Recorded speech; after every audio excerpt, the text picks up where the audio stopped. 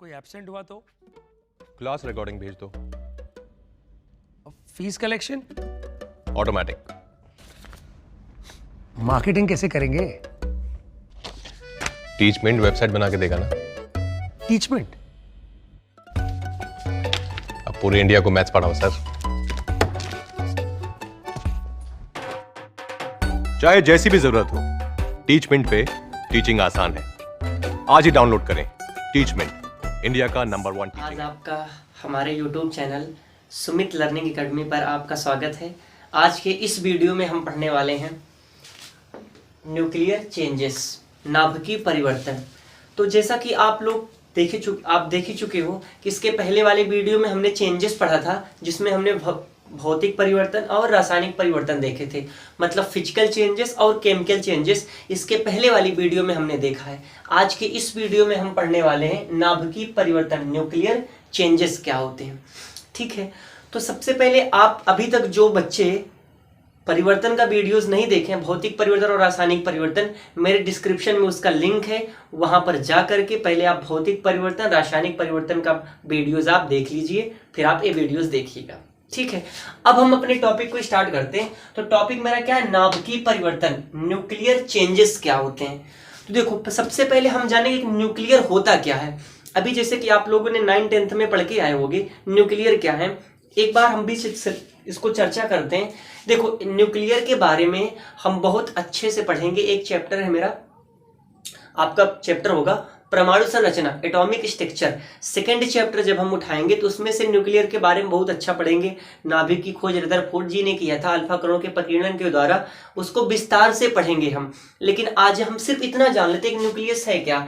आप जानते हो कोई भी एटम है, एटम के सेंटर में एक क्या होता है? पॉजिटिव चार्ज होता है। ठीक है, यानी कि एटम के सेंटर में कोई भी एटम है तो इसके सेंटर में क्या होगा? एक पॉजिटिव चार्ज होगा, जिसे हम क्या बोलते हैं? न्यूक्लियर बोलते हैं। ठीक है, मतलब इसके केंद्र में एक धनावेशित भाग होता है, जहां पर क्या पाए जाते हैं? आपका प्रोटॉन और न्यूट्रॉन होते हैं। प्रोटॉन पर पॉजिटिव चार्ज, न्यूट्रॉन पर कोई चार्ज नहीं होता है। न्यूट्रॉन क्या होता है? एक वैद्युत उदासीन कण होता है। ठीक है, आगे बढ़ते हैं। सॉरी, उदासीन कण हो गया आपका। अब आगे बढ़ लेते हैं इनके लिए न्यूक्लियर चेंजेस में। तो न्यूक्लियर में क्या है? प्रोटॉन और न्यूट्रॉन। तो न्यूक्लियर चेंज कैसे होगा?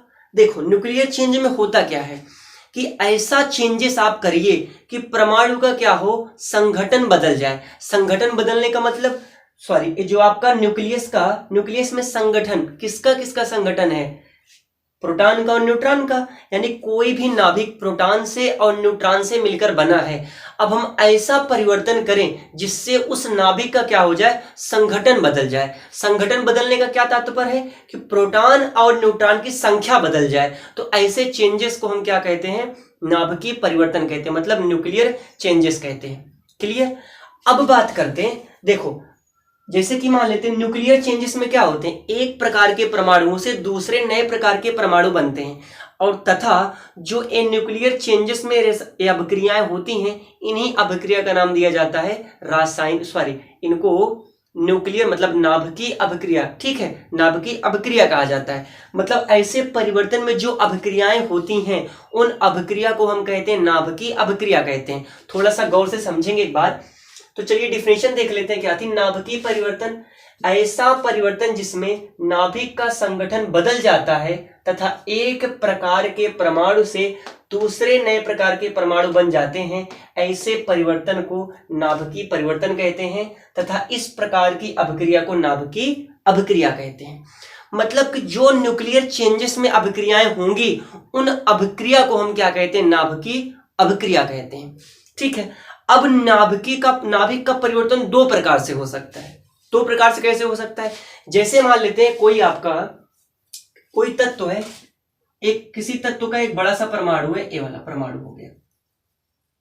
ठीक है, अब ये क्या हो जाए? अगर दो छोटे छोटे परमाणुओं में टूट जाए, मतलब समझने के लिए एक बड़ा सा लड्डू है, वो क्या करे? दो छोटे छोटे लड्डुओं में टूट जाए, तो ये क्या होता है आपका? इसको बोलते हैं विखंडन। विखंडन मतलब टूटकर अलग होना। देखो, एक आपका तत्व है, ठीक है, एक मतलब किसी भारी परमाणु का किसी भारी तत्व का एक क्या है? परमाणु है। अभी मानते हैं कि किसी भारी तत्व का परमाणु है जो क्या कर रहा है, दो छोटे छोटे परमाणुओं में टूट जा रहा है। मतलब एक बड़ा सा लड्डू दो छोटे छोटे लड्डुओं में टूट जा रहा है, तो इसे हम क्या कहते हैं, विखंडन बोलेंगे। तो एक का नाभिक का परिवर्तन किसके अकॉर्डिंग हो सकता है, विखंडन, नाभिक का विखंडन के, ठीक है, न्यूक्लियर फिजन। दूसरा क्या होता है आपका फ्यूजन।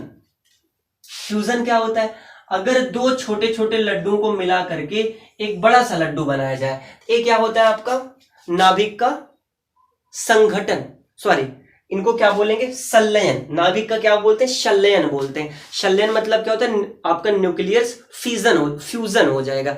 फ्यूजन मतलब क्या होगा, संगठन, और फ्यूजन माने क्या होगा आपका संलयन। संलयन मतलब क्या होता है, जुड़ना, और विखंडन मतलब क्या होगा, टूटना। देखो जब एक भारी तत्व का परमाणु है अगर दो छोटे छोटे परमाणुओं में टूट जाएगा तो इसे हम क्या बोलते हैं, नाभिक का विखंडन कहते हैं। अगर दो छोटा छोटा परमाणु है, दो हल्के, मान लेते हैं हल्के तत्व का परमाणु है, अगर जुड़ करके एक भारी तत्व के परमाणु का निर्माण करता है तो इसे हम क्या कहते हैं, नाभिक का विखंडन, सॉरी संलयन बोलेंगे। ये आपका नाभिक का संलयन और ये नाभिक का क्या है, विखंडन है। तो नाभिकीय परिवर्तन दो प्रकार से हम पढ़ेंगे, एक नाभिक का संलयन, दूसरा क्या होता है नाभिक का विखंडन। तो चलिए देखते हैं। तो नाभिकीय परिवर्तन एक बार फिर से आप समझ लीजिएगा कि ऐसा परिवर्तन जिसमें नाभिक का संघटन, संघटन का क्या तात्पर्य है कि इलेक्ट्रॉन प्रोटॉन की क्या हो जाए, संख्या बदल जाए, ऐसे परिवर्तन को नाभिक का संगठन बदल जाता है तथा एक प्रकार के परमाणु से दूसरे नए प्रकार के परमाणु बन जाते हैं। मतलब एक प्रकार का परमाणु, जैसे मान लीजिए भारी तत्व का परमाणु है, ये टूट करके दो हल्के हल्के तत्व के परमाणुओं में क्या हो जाएगा, अलग हो जाएगा। इसे हम क्या कहते हैं, नाभिक का परिवर्तन, ठीक है, न्यूक्लियर चेंजेस बोलेंगे। चलिए आगे, और ऐसे परिवर्तन को हम क्या कहते हैं, नाभिकीय परिवर्तन कहते हैं। तथा जो इसमें अभिक्रियाएं होती हैं, इस अभिक्रिया को हम क्या नाम देते हैं, नाभिकीय अभिक्रिया नाम देते हैं, ठीक है। यानी कि जो न्यूक्लियस चेंजेस में हम अभिक्रिया कराते हैं उस अभिक्रिया को अपन क्या कहते हैं, नाभिकीय अभिक्रियाएं कहा जाता है, ठीक है। अब आता है कि नाभिकीय परिवर्तन के प्रकार, टाइप्स ऑफ न्यूक्लियर चेंजेस। हमने अभी आपको बताया कि नाभिकीय परिवर्तन दो प्रकार से कराए जाते हैं, एक नाभिक का क्या होता है, विखंडन, दूसरा नाभिक का संलयन। तो चलिए सीखते हैं। देखो दो प्रकार से था, एक क्या था, नाभिक का संलयन, संलयन मतलब न्यूक्लियर फिजन, दूसरा नाभिक का विखंडन, ये फ्यूजन है, एक क्या है आपका फिजन है, न्यूक्लियर फिजन। आगे समझते हैं। तो अब बात करते हैं नाभिक का संलयन क्या होता है। नाभिक का संलयन हमने क्या बताया कि जब दो छोटे छोटे परमाणु हैं, दो हल्के मतलब छोटे छोटे परमाणु, क्या, जब दो हल्के हल्के तत्व के परमाणु जुड़ करके किसी भारी तत्व के परमाणु का निर्माण करते हैं तो उसे हम क्या कहते हैं, नाभिक का संलयन कहते हैं। देखो अभी आपने क्या देखा कि नाभिकीय परिवर्तन दो प्रकार से, एक नाभिक का संलयन, दूसरा क्या क्या, नाभिक का विखंडन। तो नाभिकीय परिवर्तन भी हम दो प्रकार से पढ़ते हैं, एक होता है नाभिक का संलयन, दूसरा आता है नाभिक का विखंडन। तो नाभिक का संलयन क्या होता है, देखो संलयन मतलब क्या होता है, जुड़ना। संलयन मतलब क्या होता है, जुड़ना। देखो जब दो हल्के हल्के तत्व के परमाणु आपस में जुड़ करके किसी भारी तत्व के परमाणु का निर्माण करते हैं, तो ऐसे परिवर्तन को हम क्या कहते हैं, या ऐसे नाभिकीय परिवर्तन को हम नाभिक का संलयन कहते हैं। जैसे फॉर एग्जांपल के लिए हम समझ लें, यही चीज हमने बताया ना कि एक छोटा लड्डू, दो छोटे छोटे लड्डू हो गए, दो छोटे छोटे लड्डू हैं, अगर इनको आपस में मिला दें, मतलब एक छोटा लड्डू लिए दूसरा छोटा लड्डू आपस में मिला करके अगर उनको हम लड्डू बनाएंगे तो लड्डू क्या होगा, बड़ा लड्डू बनेगा। तो ऐसे परिवर्तन को क्या बोलेंगे हम, नाभिक का क्या कहते हैं, संलयन कहते हैं। फॉर एग्जांपल के लिए चलिए नाभिक का संलयन डेफिनेशन के अकॉर्डिंग देख लेते हैं। तो नाभिक का संलयन किसे कहते हैं, जब दो हल्के नाभिक परस्पर संयुक्त होकर, यानी कि क्या है, दो हल्के नाभिक हैं, हल्के तत्व के नाभिक हैं, जब दो हल्के नाभिक संयुक्त होकर एक भारी तत्व के नाभिक का निर्माण करते हैं तो इस प्रक्रिया को नाभिकीय संलयन कहते हैं। यानी कि जब दो हल्के नाभिक, ठीक है, परस्पर संयुक्त होकर, संयुक्त मतलब जुड़ करके, देखो जब ये क्या करेंगे, जब दो हल्के नाभिक परस्पर जुड़ करके किसी भारी तत्व के नाभिक का निर्माण करते हैं, तो मतलब किसी भारी तत्व के नाभिक का निर्माण करने का मतलब एक बड़ा सा, ठीक है, जिसमें देखो नाभिक का वजन क्या होगा, प्रोटॉन, देखो जितने प्रोटॉन और न्यूट्रॉन की संख्या जितनी ज्यादा होगी उसका वेट उतना क्या होगा, ज्यादा होगा। यानी कि देखो अब जैसे कि छोटे छोटे मिलाओगे तो बड़ा बनेगा, जब बड़ा नाभिक होगा तो उसमें क्या होंगे, इलेक्ट्रॉन भी ज्यादा और प्रोटॉन भी ज्यादा होंगे। इलेक्ट्रॉन की संख्या, सॉरी इलेक्ट्रॉन नहीं, न्यूट्रॉन और प्रोटॉन, जितने न्यूट्रॉन और प्रोटॉन की संख्या ज्यादा होगी उसका वेट भी उतना क्या होगा, ज्यादा होगा। यानी कि क्या करेंगे, एक भारी तत्व के नाभिक का निर्माण करते हैं और इस प्रक्रिया को हम क्या कहते हैं, नाभिक का संलयन कहते हैं। फॉर एग्जाम्पल के लिए जैसे मान लेते हैं कुछ बातें हम यहाँ पे चर्चा करेंगे, जैसे थोड़ा सा समझ लें। जैसे देखो आप जानते हो कि हाइड्रोजन जानते हो, हाइड्रोजन का परमाणु क्रमांक 1 और परमाणु भार क्या होता है, 1 होता है। इसे क्या बोलते हैं, हाइड्रोजन। अब हाइड्रोजन के समस्थानिक भी आप जानते ही होंगे, आइसोटोप्स क्या होंगे, आपने पढ़ा होगा कि समस्थानिक क्या होते हैं, एक ही तत्व के ऐसे परमाणु जिनका परमाणु क्रमांक समान परंतु परमाणु भार क्या हो, भिन्न भिन्न हो, उन्हें हम क्या कहते हैं, समस्थानिक कहते हैं। समस्थानिक का मतलब क्या होता है कि उनका परमाणु क्रमांक तो समान रहेगा लेकिन परमाणु भार क्या होता है, अलग अलग होता है। जैसे हाइड्रोजन के 3 समस्थानिक होते हैं, एक होता है आपका 1H1, दूसरा आता है आपका 1H2, तीसरा आता है 1H3। अब हम क्या देखते हैं, इन सब का परमाणु क्रमांक कितना है, 1 है, लेकिन परमाणु भार इनका क्या है, अलग अलग है। तो इनको क्या बोलते हैं, हाइड्रोजन के समस्थानिक। देखो अब जैसे यहां पर मान लेते हैं हम हाइड्रोजन के समस्थानिक ले रहे हैं H2, कितना आ गया आपका 1H2 प्लस 1H3, इनका नाम बोलते हैं ड्यूटेरियम। और इनको बोलते हैं ट्राइटियम।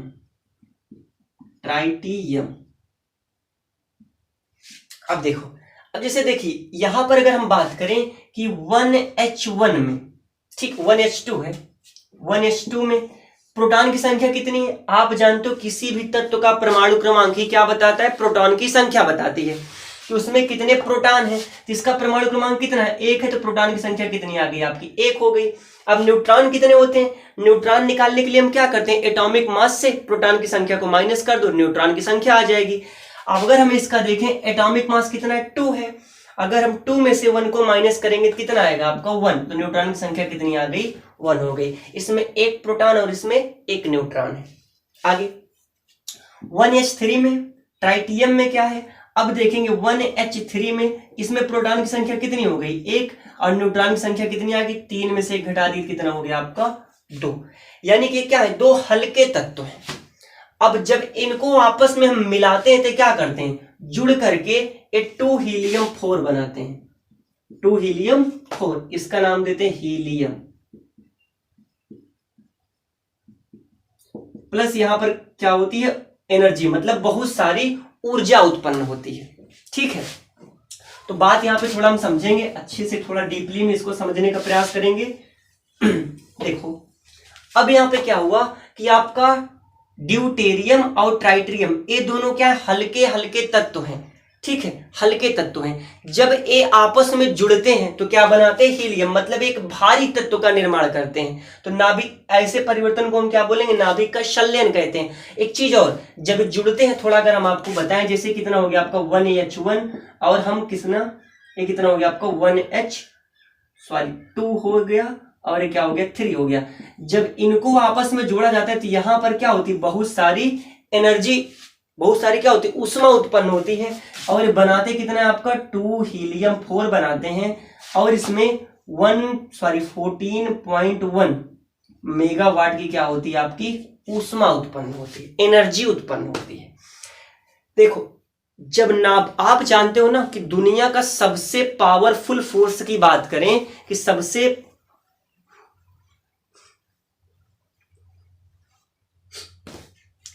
पावरफुल फोर्स क्या होता है, तो आप बोलोगे सर न्यूक्लियस फोर्स होता है। जो नाभिक का बल होता है वो क्या होता है, दुनिया का सबसे बड़ा, मतलब सबसे मजबूत बॉन्ड होता है नाभिकीय बल, जिसको तोड़ना क्या होता है, इतना आसान नहीं होता। क्योंकि आप नाभिक क्या बनते हो, आप जानते हो कि परमाणु को आप तोड़ते जाओ, उसका वह छोटा से छोटा कण जिसे आप क्या करो और ना तोड़ सको, उसको परमाणु मानते हो। ठीक है, अब परमाणु से भी छोटा होता है नाभिक, तो नाभिक को आप तोड़ नहीं सकते हो। नाभिकीय बल क्या होता है, सबसे मजबूत होता है। तो जब दो नाभिक बदलते हैं ना, तो बहुत सारी क्या होती है, ऊष्मा उत्पन्न होती है। और ऊष्मा जो उत्पन्न होती है, ऊष्मा उत्पन्न होगी। अगर यहीं पर देखें, इन दोनों का भी एटॉमिक नंबर देखो, 1 1 2, मतलब एक प्रोटॉन, तो मिलकर के कितना आ गया, 2 प्रोटॉन। लेकिन न्यूट्रॉन कितने थे, इसमें थे 1 न्यूट्रॉन, इसमें थे 2 न्यूट्रॉन, मिलकर कितना हो गया आपके 3 न्यूट्रॉन। लेकिन यहां पर न्यूट्रॉन कितने आ गए आपके, 4 में से 2 घटाओ कितना आ गया, 2 न्यूट्रॉन। 1 न्यूट्रॉन कहां गया, 1 न्यूट्रॉन एनर्जी के रूप में क्या होता है आपका, लॉस होता है। यानी कि जो एक बात आपको बताएं कि जितने भी नाभिकीय अभिक्रियाएं होती हैं वो द्रव्यमान संरक्षण के नियम का पालन नहीं करती हैं। द्रव्यमान संरक्षण का नियम क्या होता है सर, द्रव्यमान संरक्षण का नियम क्या होता है, अभी आगे चल के आप पढ़ोगे कि किसी भी रासायनिक अभिक्रिया में, ठीक है, कुल अभिकारकों का द्रव्यमान उत्पादों के द्रव्यमान के क्या होता है, बराबर होता है। मतलब कि किसी भी रासायनिक अभिक्रिया में द्रव्यमान क्या होता है, निश्चित रहेगा। अभिकारक का द्रव्यमान उत्पाद के द्रव्यमान के क्या होता है, बराबर होता है रासायनिक अभिक्रिया में। लेकिन इसमें क्या होती है, बहुत ज्यादा ऊर्जा का क्षय होता है, जिसके कारण द्रव्यमान में क्या आती है, कमी आती है। जो द्रव्यमान में कमी आ रही है, ये किस कारण आ रही है, अत्यधिक ऊर्जा का क्षय होने के कारण द्रव्यमान में कमी आ रही है। क्योंकि यहां पर 14.1 मेगा वोल्ट की क्या होती है, ऊर्जा उत्पन्न होती है। समझ में आ गया। देखो एक क्रिया किसमें कराई जाती है, जैसे कि मान लीजिए जो आपका एक क्रिया बनता है ये हो गया, और देखो ये जो अभिक्रियाएं हमने लिखी, ये तो जो परिवर्तन कराए, ये परिवर्तन कौन सा परिवर्तन हो गया, नाभिकीय परिवर्तन हो गया। क्लियर। और इस अभिक्रिया को हम क्या कहते हैं, नाभिकीय अभिक्रिया कहते हैं। और एक चीज आप ये भी जान लीजिए, नोट में आप याद करना कि नाभिकीय अभिक्रियाएं जितनी भी होंगी वो द्रव्यमान संरक्षण के नियम का पालन नहीं करती हैं। किस लिए नहीं करती हैं, क्योंकि उसमें इतना ज्यादा ऊर्जा का क्षय होता है, इतना ज्यादा मतलब उसमें बहुत सारी ऊर्जा क्या होती है, ऊर्जा का क्षय होता है, जिसके कारण उसमें क्या आएगी, द्रव्यमान में उनके कमी आती है। किस लिए, क्योंकि जो द्रव्यमान है वो ऊर्जा के रूप में क्या होता है, क्षय होता है। और देख लेते हैं, जैसे मान लेते हैं दूसरा एग्जांपल इसका, एक बेरिलियम तत्व ले लेते हैं। बेरिलियम का परमाणु क्रमांक कितना हो जाएगा, 4, और वेट कितना हो जाएगा आपका 9, प्लस एक 2 हीलियम 4 हीलियम ले लिए। अगर इनको हम क्या कराते हैं, देखो अब एक क्या हो गया, एक मान लेते हैं भारी तत्व का नाभिक है बेरिलियम,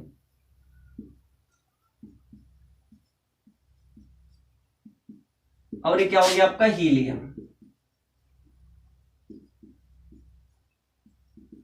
जब जुड़ेंगे तो यहां पर देखो इनका परमाणु क्रमांक कितना है, 4 2 6। तो क्या करते हैं, 6 कार्बन 12 का निर्माण करते हैं। 6 कार्बन 12 का क्या करेंगे, निर्माण करेंगे। अब देखो इनका परमाणु क्रमांक 6, मतलब 4 2, 4 प्रोटॉन 2 प्रोटॉन मिलके 6 प्रोटॉन। तो कार्बन में कितने आ गए आपके, 6 प्रोटॉन। लेकिन न्यूट्रॉन की संख्या देखो, 9 में से 4 घटाओ तो कितना आ गया, 5। इसमें 5 न्यूट्रॉन। 9 में से 2 घटा दो तो कितना हो जाएगा आपको, सॉरी 4 में से 2 घटाओ तो कितना आ गया आपका, 2। टोटल कितने आ गए, 7 न्यूट्रॉन। यानी कि इसमें 6 प्रोटॉन है और 7 न्यूट्रॉन है, इन दोनों को मिला करके। और इसमें देखेंगे प्रोटॉन कितने हो गए आपके, प्रोटॉन की संख्या कितनी आ गई आपकी, 6, और न्यूट्रॉन कितने हैं, 12 में से 6 घटाओ तो कितना आ गया आपका, 6 आ गया।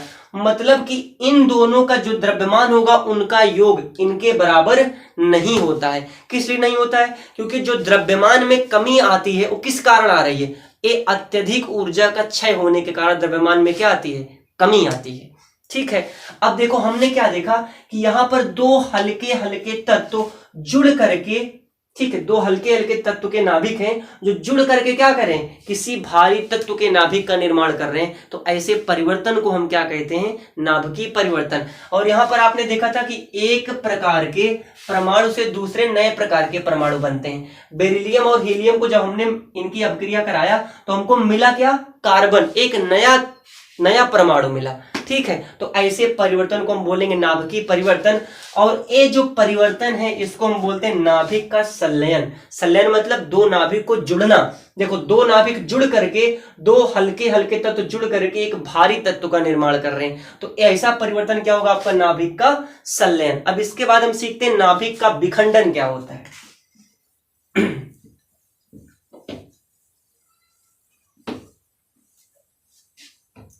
नाभिक का विखंडन क्या होगा? देखो, जब क्या होते हैं, एक भारी तत्व होगा, मतलब एक बड़ा लड्डू टूट करके दो छोटे छोटे लड्डुओं में टूट जाए।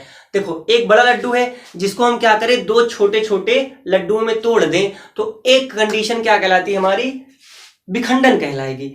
अब एक मान लेते हैं एक कोई भारी तत्व का नाभिक है, जिसे हम क्या करते हैं, दो हल्के हल्के नाभिकों में क्या करें, तोड़ दें, तो ऐसा परिवर्तन क्या कहलाएगा? नाभिक का जो परिवर्तन हुआ इसे बोलेंगे नाभिक का विखंडन कहते हैं। समझ में आ गया? यानी कि क्या हो जाएगा आपका? न्यूक्लियस फिजन, और ये क्या था आपका? Nucleus fusion. आगे सीखते हैं। तो न्यूक्लियस फिजन क्या होता है, इसके लिए हम एग्जांपल समझते हैं। जैसे मान लेते हैं कि आपका होता है, एक आप पढ़े यूरेनियम 92 यूरेनियम 235। यूरेनियम में प्रोटॉन की संख्या कितनी आ गई? 92, और न्यूट्रॉन की संख्या 235 में से 92 घटा दो, न्यूट्रॉन की संख्या आ जाएगी बराबर 56 बेरियम 139 प्लस 36 क्रिप्टॉन 95। देखो, 92 यूरेनियम 235 जब ये टूटता है तो किसमें टूटता है? आपका 56 वेरियम 139 और 36 क्रिप्टॉन 95। इनका नाम यूरेनियम, इनको क्या बोलते हैं? यू है यूरेनियम।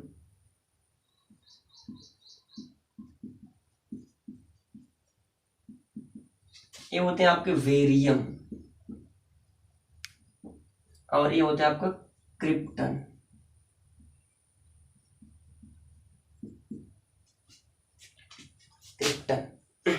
आगे जरा इनको समझना। तो यहां पर हुआ क्या, ये चीज आपको बताते हैं थोड़ा सा। अगर हम देखें तो यहां पर हम क्या देख रहे हैं कि एक भारी तत्व का नाभिक है, जिसमें देखो प्रोटॉन कितने हैं आपके? 92 प्रोटॉन है, जो क्या कर रहा है, टूट करके दो छोटे छोटे नाभिकों में क्या हो रहा है, लगभग बराबर के नाभिक में क्या हो रहा है, बट जा रहा है। तो ऐसे परिवर्तन को हम क्या बोलते हैं? ये जो नाभिक का परिवर्तन हुआ, इस नाभिक के परिवर्तन को हम बोलते हैं नाभिक का विखंडन। एक बार डेफिनेशन पढ़ते हैं। देखो, ये क्या बोला कि जब एक भारी नाभिक, ये थोड़ा सा इरेज हो गया था, जब एक भारी नाभिक लगभग दो बराबर नाभिकों में टूट जाता है तो यह प्रक्रिया नाभिक का विखंडन कहलाती है। मतलब एक नाभिक है जो लगभग दो बराबर नाभिकों में टूट जाए, तो ऐसे परिवर्तन को, नाभिक का जो यह परिवर्तन हुआ, इस परिवर्तन को हम बोलते हैं नाभिक का विखंडन कहते हैं। यानी कि देखो, 92 यूरेनियम 235 था, जो क्या हुआ, 56 बेरियम 139 और 36 क्रिप्टॉन कितना आ गया, 95 में क्या हो गया, टूट गया। एक काम करते हैं, जरा इनमें प्रोटॉन की संख्या कितनी, 56, और इसमें प्रोटॉन की संख्या कितनी, 36। दोनों को जोड़ के देखो क्या यार 92 आता है। तो चलिए चेक करते हैं, 56 और 36, तो 6 6 12 की तो हासिल लगा 1, 5 3 8 कितना आ गया आपका 9, 92। जी सर, बिल्कुल बराबर है ना। मतलब दोनों में प्रोटॉन की संख्या क्या है, बराबर है, लेकिन इनका द्रव्यमान बराबर नहीं होगा। चेक कर लीजिए, आप चेक कर लो, ये कितना आ गया, इनका द्रव्यमान कितना है, 235। जरा इनका द्रव्यमान हम चेक कर लेते हैं। 139 में आप क्या करिए, 95 जोड़ दीजिए, तो 9 5 14 की 4 हासिल लग गया 1, 9 1 10 3 13 की 3 हासिल लग गया 1, कितना हो गया 234। यानी कि एक न्यूट्रॉन की क्या हो गई, कमी हो गई। एक न्यूट्रॉन गया तो कहां गया, ये द्रव्यमान में कमी किस लिए हुई, क्योंकि जब नाभिक टूटता है ना, तो वहां पर क्या होता है, बहुत सारी एनर्जी का क्षय होता है, बहुत सारी ऊर्जा का क्या होता है, क्षय होता है। जो ये द्रव्यमान में कमी आ रही है, ये ऊर्जा में क्षय के कारण आ रही है। मैं आपको काफी देर से बता रहा हूं, आप ये चीज को अपने दिमाग में बैठाइए कि जो ये द्रव्यमान में कमी आ रही है, किस कारण आ रही है, ऊर्जा के क्षय के रूप में आ रही है। क्योंकि नाभिकीय परिवर्तन में बहुत सारी ऊर्जाएं क्या होती हैं, क्षय होती हैं। देखो यहां पर क्या हुआ, इस अभिक्रिया का प्रयोग हम कहां करते हैं, इसको परमाणु भट्ठी में किया जाता है, जहां पर हमें निरंतर ऊर्जा की क्या होती है, जरूरत होती है। तो वहां पर हम क्या करते हैं, एक कंडीशन लगाते हैं, तो ए अभिक्रियाएं कराते हैं। तो जब देखो, जब ए अभिक्रियाएं कराएंगे, नाभिक का विखंडन कराएंगे, तो वहां से क्या होगी, लगातार ऊर्जा का उत्सर्जन होता रहेगा, जिससे हमें क्या मिलेंगी, ऊर्जाएं हमको मिलती रहती हैं।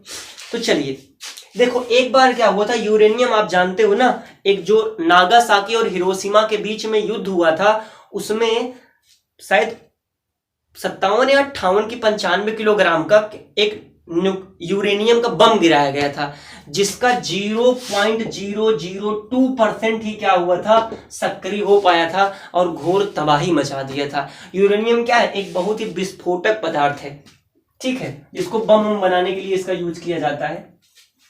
इसका एक एग्जांपल हम और देख सकते हैं, जैसे मान लेते हैं हमने ले लिया रेडियम। रेडियम का परमाणु क्रमांक कितना होता है बेटा, जैसे हमने लिया रेडियम तो 88 परमाणु क्रमांक और 286 इसका क्या हो गया बेटा, एटॉमिक नंबर आ जाएगा 222 प्लस और क्या बना था आपका हीलियम, 2 हीलियम 4। ये था आपका दूसरा एग्जाम्पल, यानी कि यही अभिक्रियाएं थी आपकी नाभिकीय विखंडन का।